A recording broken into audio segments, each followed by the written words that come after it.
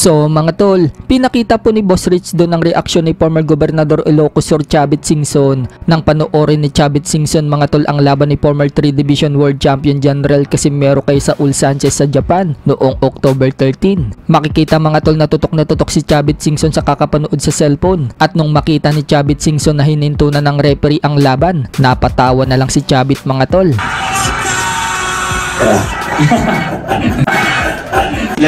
So natawa siguro si Chavit Singson mga tol dahil ganun lang kadali tinapos ni Casimero ang Meksikano. Marami pa nga po silang pinag-usapan dyan mga tol, pero hindi na nila inopen pa.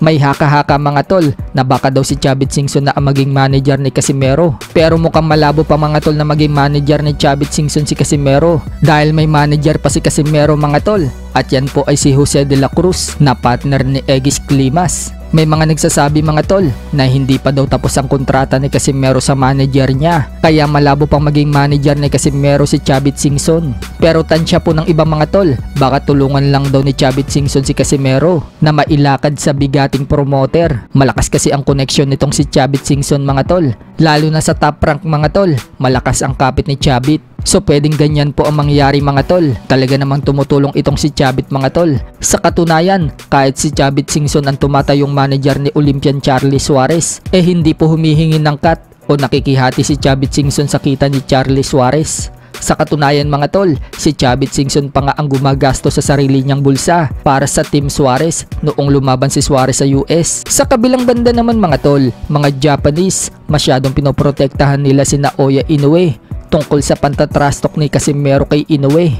Matatandaan mga tol, kumalat kamakailan ang balita sa social media at mga news online dito sa Pinas na binunyag ni former 3 Division World Champion General Casimero na kaya daw takot sa kanya si Inoue dahil noong bumagsak daw si Inoue kay Luis Neri sa round 1, napaisip daw agad si Inoue na kung paano daw kung si Casimero ang tumama sa kanya ng left hook. Yun daw ang kinakatakutan ni Inoue mga tol, kaya maraming rason at ayaw lumaban ni Inoue kay Casimero. So ibinalita nga po yan mga tol sa Yahoo Japan, at nagbigay ng opinion ang nagsulat sa artikulo.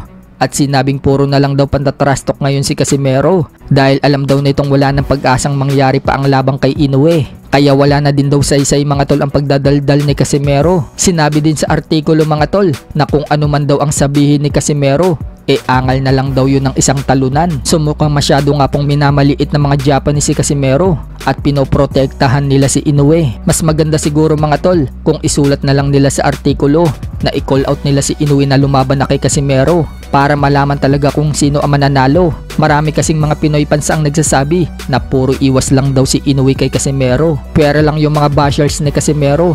Mismong si Casimero na nga din po ang nagsabi dati mga tol, tatanggapin daw niyang i-bash siya ng mga fans kung tatalunin daw siya ni Inoue. Pero hanggat hindi daw siya tinatalo ni Inoue, wala daw siyang karapatan na i-bash dahil hindi pa daw siya nakakatikim ng talo mula 2018.